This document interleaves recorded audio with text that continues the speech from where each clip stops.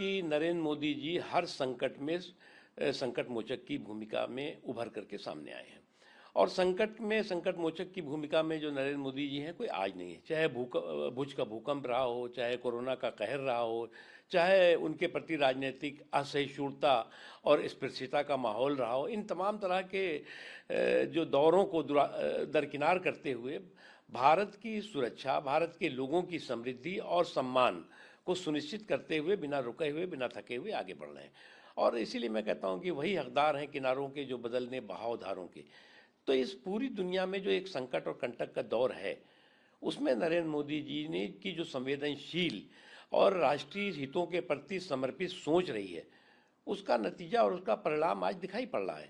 लेकिन अफसोस की बात है कि कुछ पार्टियां, स्पेशली जो ग्रैंड ओल्ड पार्टी है जिसने कि इस देश पर 5 दशकों से ज़्यादा समय पर तक राज किया है, वो जो है वो जिस तरह का उसका व्यवहार है, जिस तरह से देश में भरोसा पैदा करने की कोशिश होनी चाहिए, वो देश में भय और भ्रम का भौकाल खड़ा करने की कोशिश कर रहे हैं।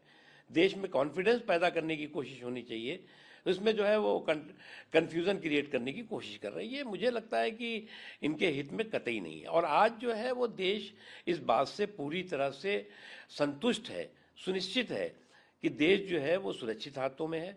देश की जो कूटनीति है, देश की जो रणनीति है और देश की जो पूरी की पूरी डिप्लोमेसी है, वो भारत के हितों को सर्वोपरि रखते हुए आगे बढ़ रही है। और सभी लोग चाहते हैं कि शांति हो, सभी लोग चाहते हैं कि जो इस संकट के सागर से अमन का अमृत जल्द से जल्द निकले। लेकिन इस दौरान जो भी संकट और कंटक है, उसमें भारत के लोगों के हित और भारत को नुकसान ना हो, इसके लिए मजबूती के साथ सरकार काम कर रही है।